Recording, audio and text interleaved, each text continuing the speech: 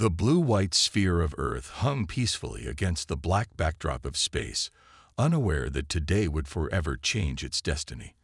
High above North America, the sky split open in a dazzling display of light as an enormous vessel materialized from what scientists would later call the fold space jump. Global defense systems went into high alert. Fighter jets scrambled. Nuclear arsenals stood ready. But before humanity could react with more than panic, every screen on the planet flickered to display the same message. We come representing the Galactic Council. Prepare to receive our envoys. In Washington, D.C., President Miller sat with his advisors in the emergency bunker beneath the White House. Are we really going to meet with them? Asked General Patel, her hand hovering near the nuclear launch codes. We don't have a choice, the president replied. Their ship is 10 miles long. Our weapons might as well be slingshots. 3 hours later, in a hastily prepared conference room at the United Nations, the first representatives of the Galactic Council set foot on Earth. They called themselves the Velen, tall, elegant beings with silvery skin and eyes that seemed to change color with their mood. Currently, those eyes shimmered with barely concealed disdain. Your species has reached the minimum threshold for contact, announced the Lid Valen, who called himself Overseer Tull. The Council now formally extends an offer of membership. The diplomats of Earth listened eagerly at first, but their excitement soon faded. This was no friendly welcome. The offer came with demands. Earth would provide resources and labor to the Council.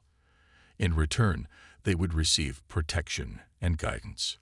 This sounds more like servitude than membership, said Dr. Anna Hayes, Earth's lead negotiator. Surely there's room for a more balanced arrangement. Overseer Tull's eyes flashed red. Balance? Your species has barely mastered basic space travel. You have nothing to offer but your compliance. The terms are generous considering your development level. For weeks, Earth's leaders tried to negotiate better terms. They showed the Valen human art, music, and philosophy, hoping to demonstrate value beyond raw materials. The aliens remained unmoved. We have seen 1,000 species like yours, Tull said during the final session. All believe themselves special. All eventually understand their place. The ultimatum was clear. Accept Council authority or face isolation from all galactic society and trade. With heavy hearts, Earth's leaders signed the agreement, hoping to buy time. Unknown to most, small monitoring stations appeared in Earth orbit the very next day. The Valen had never intended to trust humans. These stations tracked all Earth communications and movement, ready to alert the Council to any sign of rebellion. But the Valen had underestimated human ingenuity and determination. In a secret facility beneath the Rocky Mountains, President Miller met with a group not found on any official roster. Scientists, military strategists, and intelligence officers gathered around a table littered with alien technology, pieces smuggled away during the Valen's demonstrations of superior Council tech. They think we're simple because we acted simple, said Dr. Hayes, holding up a small device. They showed off their technology to intimidate us, never imagining we could understand it, much less improve it. General Patel nodded. Their arrogance is our advantage. While they watch our official channels, we build our response. President Miller looked at the plans spread before him. Weapons and ships inspired by Council technology, but uniquely human in design. How long before we're ready? 3 years, replied Dr. Hayes. Maybe 4. We need to perfect the shielding technology to hide our real activities. Then we play their game, the president said firmly. We act compliant. We give them what they expect, a primitive species accepting its place. But we prepare. And when the time comes, they'll learn what humans do when backed into a corner. Outside, beneath the stars now fraught with new meaning, humanity continued its daily life, unaware that the countdown to rebellion had already begun. 3 years passed under the heavy hand of the Galactic Council. Earth struggled with harsh trade restrictions that crippled its economy. Resources flowed outward to Council worlds, while Earth received little in return. The Valen overseer Toll regularly reminded human leaders of their fortunate inclusion in galactic society. On the red plains of Mars, humanity's first off-world colony fought to survive. Originally built as a scientific outpost, it had become a symbol of human resilience. The 1,000 colonists lived in domed habitats, growing food in special greenhouses and conducting research the Council deemed non-threatening. Among these colonists was Dr. Emma Reed, daughter of Admiral Jack Reed of Earth's Space Defense Force. Her work on Martian soil bacteria had nothing to do with weapons or rebellion, but it represented something the Council could not tolerate: human progress beyond Council control. The Mars colony grows too independent, Overseer Toll stated during a Council meeting millions of miles away. They must learn the cost of displaying such ambition. The attack came without warning. 3 Council warships appeared in Martian orbit. Their message was brief: surrender the colony for inspection. Dr. Lisa Wong, the colony leader, tried to comply. We have nothing to hide, she assured her people as Council troops landed outside the main dome. What happened next was broadcast across every channel on Earth, thanks to the colony's emergency systems. The Council had wanted Earth to witness this lesson, but they had not planned the details well. The troops stormed the colony, claiming to search for illegal technology. When Dr. Wong protested the rough treatment of her scientists, the Council commander shot her without hesitation. Panic erupted. Colonists ran for safety, but the troops opened fire indiscriminately. Dr. Emma Reed managed to reach the communications center. Her last act was to ensure Earth saw everything. They're killing us all, she gasped into the camera. Don't let them. Her words ended as the door behind her burst open. On Earth, Admiral Reed watched his daughter die on live broadcast. His face showed no emotion, but those who knew him saw something change in his eyes. President Miller addressed the stunned planet an hour later. Today, we witnessed the true face of the Galactic Council. 57 men and women were murdered on Mars for the crime of scientific curiosity. This was not an accident. This was a message intended to break our spirit. His voice grew stronger. They have failed. Deep beneath the mountains, in facilities hidden from Council monitoring, the secret heart of Earth's resistance was revealed. The President and key military leaders descended to a massive underground hangar where hundreds of ships waited, vessels unlike anything humans had officially built. Project Phoenix is ready, announced Dr. Hayes, now leading Earth's Covert Technology Division. We've not only reversed engineered their tech, we've improved it. These ships have capabilities the Council doesn't know are possible. Admiral Reed stood before the gathered military personnel, his face carved from stone. 3 years ago, I told my daughter we would find a way to free ourselves from Council rule. I promised her she would see a day when humans stood as equals in the galaxy. His voice broke slightly. I cannot keep that promise to her now, but I can keep it for humanity. He turned to the President. Give the order. President Miller nodded grimly. The Council believes they've taught us obedience today. It's time to teach them fear. Around the planet, hidden bases activated. Weapons were distributed. Plans long prepared were put into motion.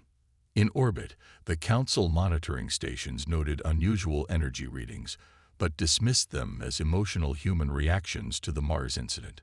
By the time they realized their mistake, Earth's retaliation was already underway. The hunt had begun. The Council outpost on Proxima Centauri's second moon gleamed like a jewel against the darkness. Home to over 5,000 Valen personnel, it served as the primary communications hub for this sector of Council space. From here, the Valen coordinated their oppression of a dozen species, Earth included. None of the Valen noticed the small distortions in space approaching their outpost. None of their advanced sensors registered any threat. Stealth systems holding at 100%, reported Lieutenant Tom Wilson aboard the Earth vessel _Nemesis _. They don't see us, sir. Admiral Reed stood on the bridge of humanity's flagship, surrounded by 20 officers who had all lost someone on Mars. His weathered face revealed nothing as he gave the order. Commence Operation Phantom. 5 Earth ships, vessels that according to Council knowledge could not possibly exist, moved into position around the outpost. Their hulls were coated with a material that absorbed rather than reflected sensor scans. Their engines operated on principles the Council had never explored. All ships report ready, Admiral, said Commander Maria Diaz, Reed's second in command. Reed nodded once. Execute. The first the Valen knew of Earth's presence was when their primary power core suddenly shut down. Emergency systems activated, only to fail seconds later. Panicked voices filled their internal communications. What's happening?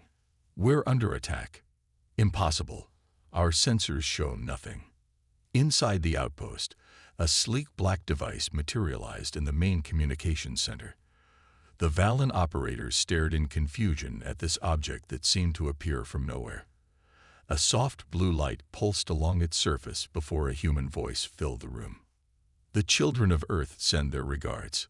The device released an electromagnetic pulse precisely calibrated to destroy communications equipment while leaving life support intact. Similar devices appeared throughout the outpost, systematically crippling its functions. On the _Nemesis_, Admiral Reed watched the operation unfold on tactical displays. Phase 1 complete. Begin Phase 2. Earth's ships decloaked simultaneously, revealing themselves to the now blind outpost. Their appearance alone caused panic. The vessels were unlike anything in Council records, with sharp angles and matte black surfaces that seemed to drink in light. This is Admiral Jack Reed of Earth's Defense Force. His message broadcast to the outpost. Your communications hub is disabled. Your weapons are next. You have 10 minutes to evacuate all personnel to the emergency shelters. The Valen commander, a high-ranking official named Drav, responded with typical Council arrogance. Earth has signed its death warrant today. The Council will reduce your planet to ash for this insolence. Admiral Reed's reply was calm. Look outside, Commander. Beyond the outpost's viewports, more distortions appeared in space, dozens, then hundreds. The Earth fleet had brought reinforcements. Over 300 ships now surrounded the outpost, each carrying weapons developed in secret during 3 years of apparent submission. We could destroy you now, Reed continued. Instead, we'll show the mercy you denied our people on Mars. The Earth ships opened fire with precision strikes, eliminating defensive systems and hangars while carefully avoiding living quarters.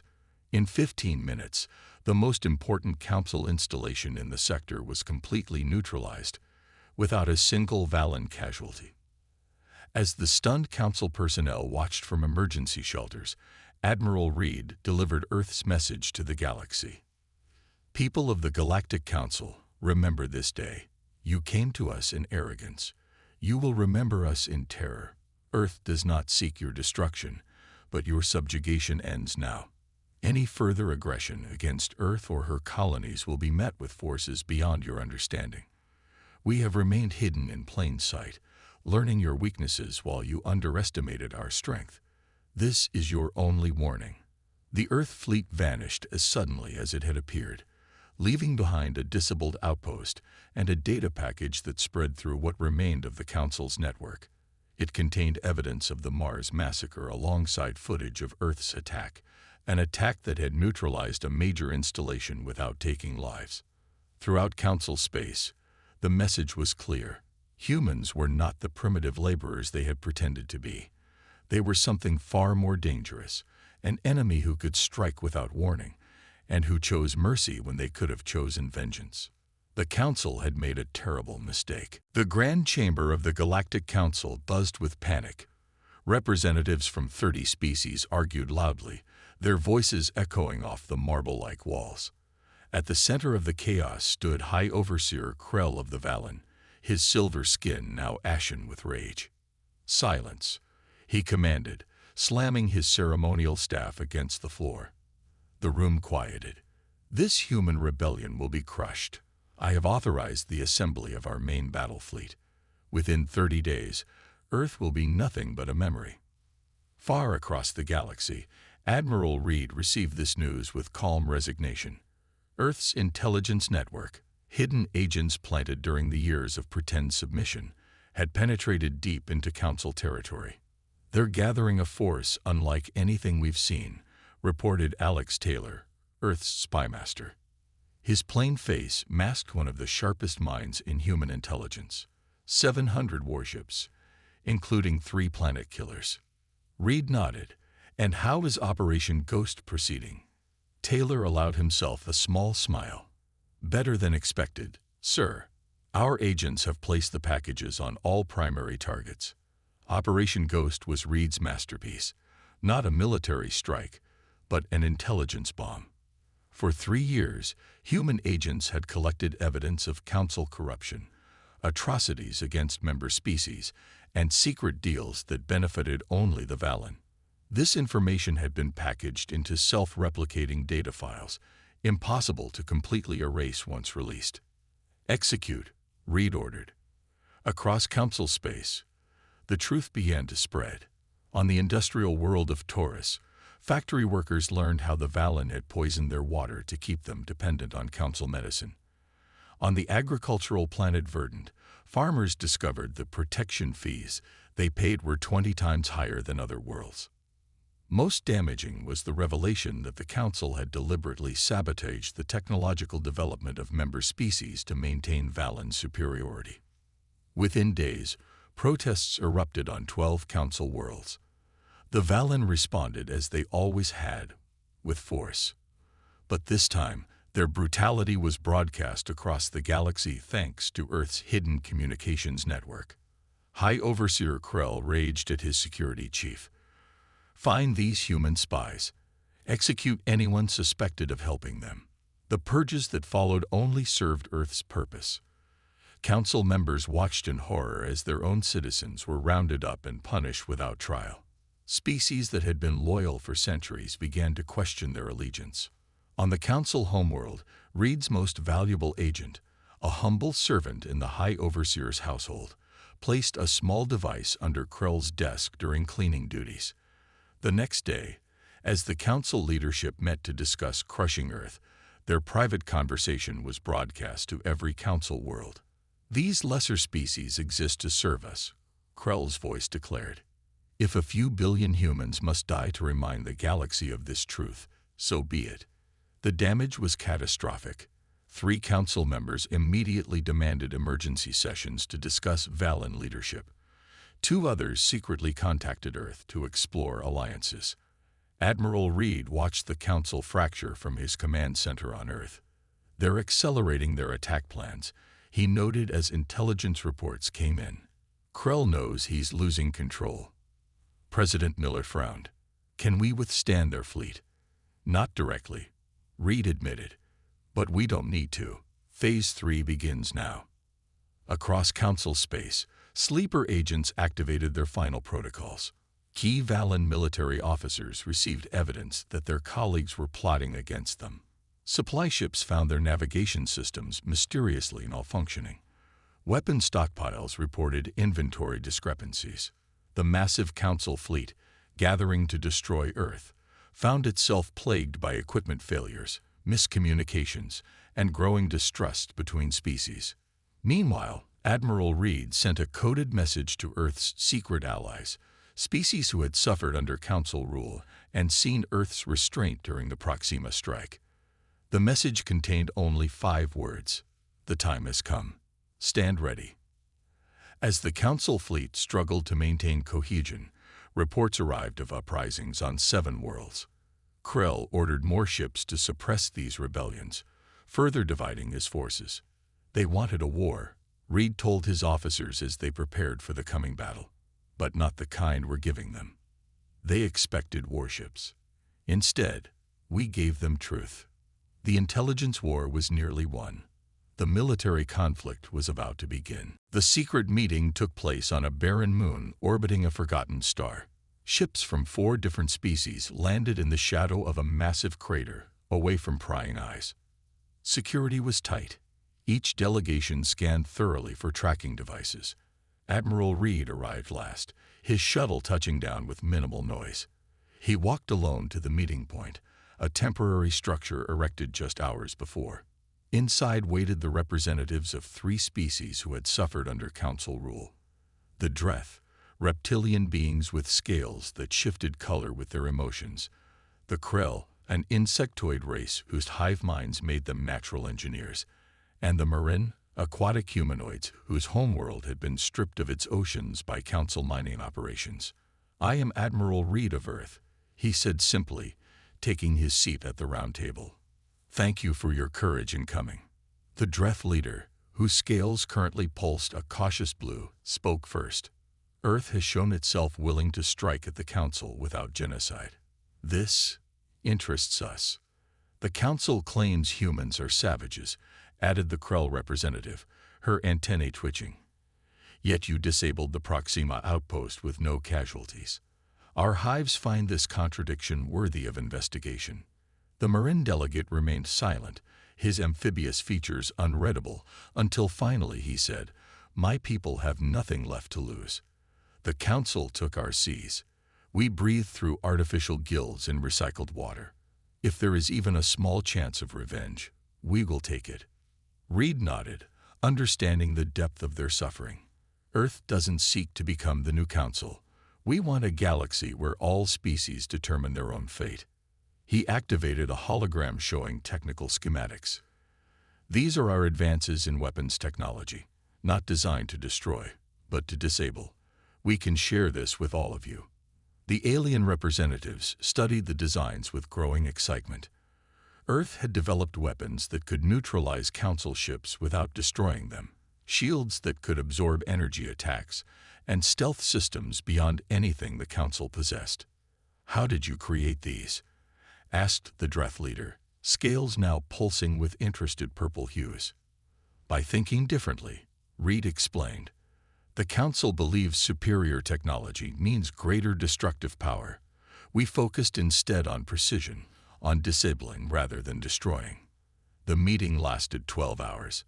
By the end, the Alliance of the Oppressed was born, a pact between 4 species to combine their unique strengths against Council tyranny. The Dreth contributed their mastery of biological sciences, offering compounds that could temporarily incapacitate Valan troops without permanent harm. The Krell provided their unmatched engineering skills, immediately improving Earth's weapon designs. The Marin, masters of stealth from hunting in dark oceans, enhanced the Alliance's infiltration capabilities. 1 week later, the Council fleet, still gathering for its attack on Earth, faced simultaneous strikes on 4 fronts. In the Cygnus sector, Dreth ships appeared without warning, deploying a gas that rendered Valan crews unconscious while Krell engineers disabled their vessels. Near the mining colonies of Altair, Marin infiltrators sabotaged the automated defense systems, allowing Earth vessels to liberate slave workers. On the Council fortress world of Rigel, all communication suddenly failed as human-designed EMP devices activated planet-wide. And in the Council shipyards of Betelgeuse, the greatest blow, Alliance forces captured 3 nearly completed dreadnoughts, the most powerful vessels in the Council fleet. High Overseer Krell watched in horror as reports flooded in. "Impossible," he raged. "These lesser species could never coordinate such attacks." His military commander, General Vor, looked grim. "The humans have united them. And their tactics. They're taking our ships and troops captive rather than destroying them. Many of our people are questioning whether we should be fighting at all." What had begun as a simple punishment mission against Earth had transformed into a multi-front war against an alliance that seemed to have spies everywhere and technology that shouldn't exist. And most disturbing of all to the Valan leadership, this alliance didn't seem interested in slaughter. They took prisoners, treated them well, and even released many with evidence of Council lies. "They're not just fighting our ships," General Vor realized. "They're fighting for the loyalty of our people." As news of the alliance spread, more Council worlds began to waver. The war for the galaxy's future had reached its turning point. The Helios system, home to the Galactic Council's capital, had never known war. For thousands of years, it had been protected by the mightiest fleet in the galaxy and the fear that the Council inspired. Today, that was about to change. High Overseer Krell stood in the Council's grand observatory, watching as the impossible unfolded before him. The defense grid was reporting multiple hostile fleets approaching from different vectors. Not just human ships, but vessels bearing the markings of the Dreth, Krell, and Marin. Even more alarming were the Council ships among them, defectors who had turned against their masters. The Tauren and Volix delegations have officially withdrawn from the Council, reported his aide, voice trembling. They've declared neutrality in the conflict. Krell's silver skin darkened with rage. Neutrality. There is no neutrality. They are either with us or they are traitors. Sir, the aide continued, the Bryn and Jixa have also announced their withdrawal. That makes 7 major species who have left the Council in the past week. The Great Galactic Council, which had ruled for millennia, was unraveling with breathtaking speed. On the command ship _Nemesis _, Admiral Reed studied the tactical display showing Helios system. Earth ships formed the tip of the spear, with Allied vessels creating a formidable attack force behind them. The Council's home fleet is moving to intercept, reported Commander Dias. 500 ships, including their remaining dreadnoughts. Reed nodded. Transmit the message. Throughout the Council fleet, captains received a simple communication. We offer you choice. Withdraw and be spared. Fight and be disabled. Surrender and join a new future. You have 30 minutes to decide. To the shock of Valen commanders, nearly 100 Council ships broke formation immediately, their captains choosing neutrality over certain defeat. They're firing, shouted Commander Dias as the remaining Council ships launched their attack. Deploy phase shields, ordered Reed calmly. The Alliance fleet shimmered as a new technology activated. Energy fields that didn't just block incoming fire, but redirected it into harmless space. Council weapons, designed to obliterate planets, found themselves powerless against this defense. Begin the counterattack. Reed said, remember, disable, don't destroy. Alliance ships surged forward. Human vessels fired precision strikes that overloaded engine cores without causing them to explode. Dreth ships released targeted particles that jammed weapon systems. Krell engineers deployed mechanical swarms that cut power to critical systems.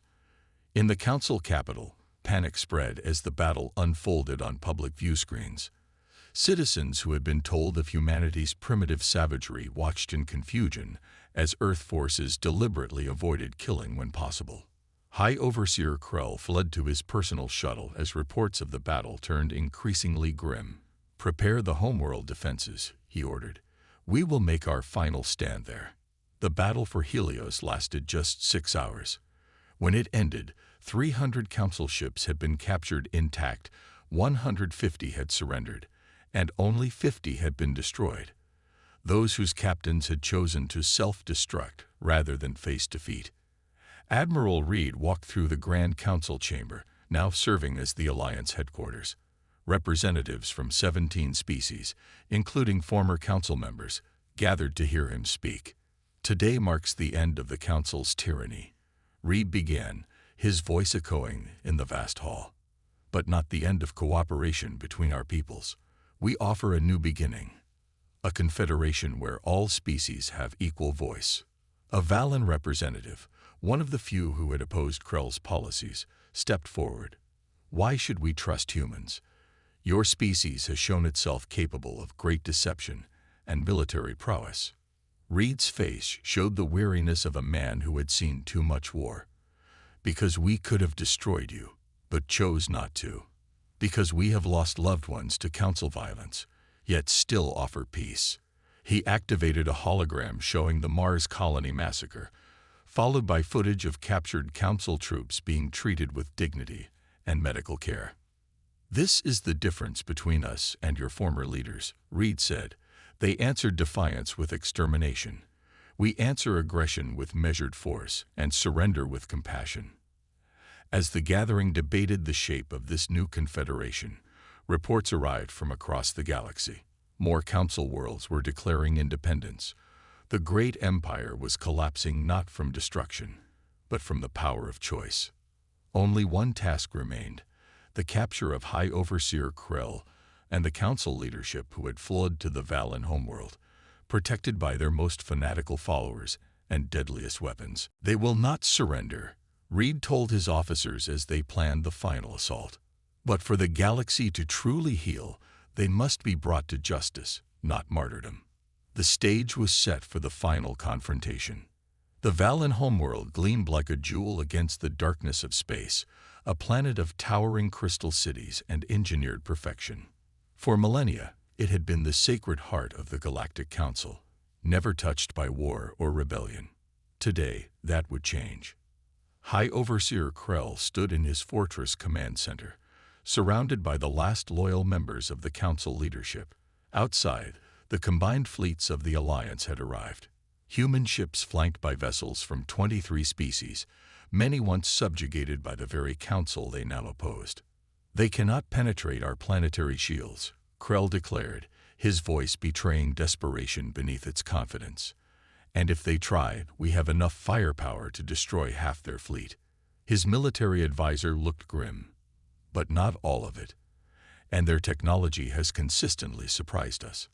Above the planet, Admiral Reed addressed the commanders of the Alliance fleet from the bridge of the _Nemesis_. His face showed the determination of a man about to finish what had begun with his daughter's death on Mars. "The Valen leadership must be captured alive to face justice," he reminded them. "This is not about revenge but accountability. Every action we take today will define our new confederation for generations."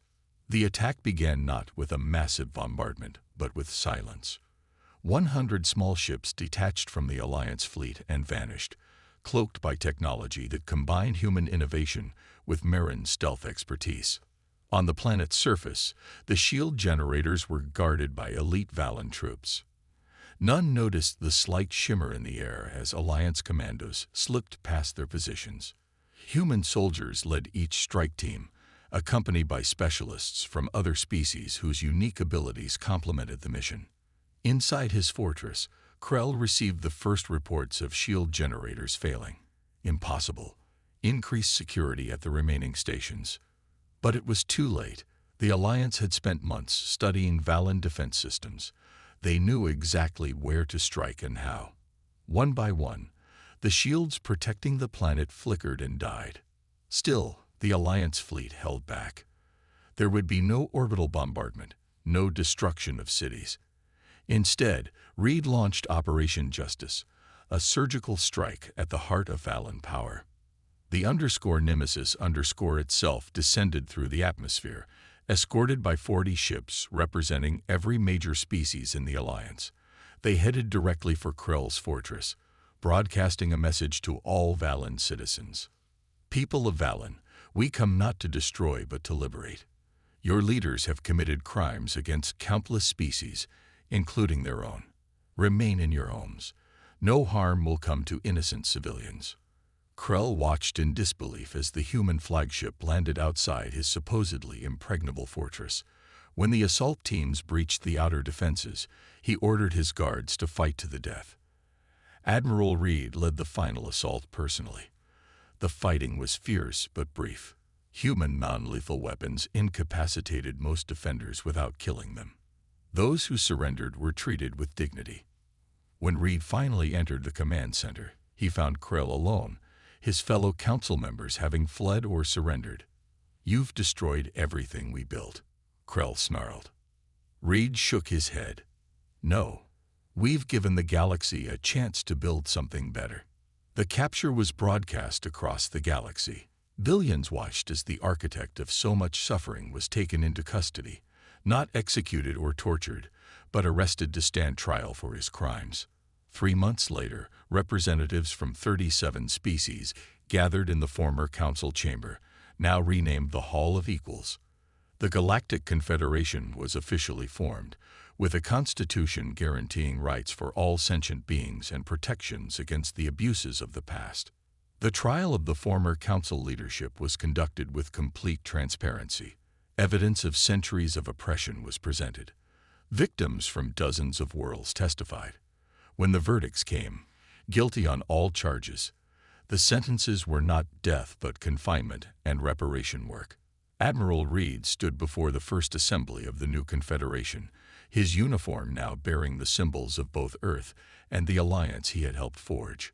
"We came to the stars seeking friends and found tyrants," he told the gathered delegates, his voice carrying to every world in the galaxy. "We faced a choice between submission and extinction, and chose a third path: revolution with restraint, justice without vengeance." He paused, thinking of his daughter and all who had died to bring this day. "Let this be our legacy, that we ensure no species ever faces such a choice again. That power serves justice, not dominates it. That the strong protect the weak until they too become strong." As Reed finished speaking, the assembly erupted in approval. Outside the hall, the stars shone on a galaxy forever changed, not by Earth's vicious revenge, but by its unflinching justice tempered with mercy. The universe would never forget the lesson. Never mistake patience for weakness. Never confuse restraint for fear. And never, ever underestimate humans.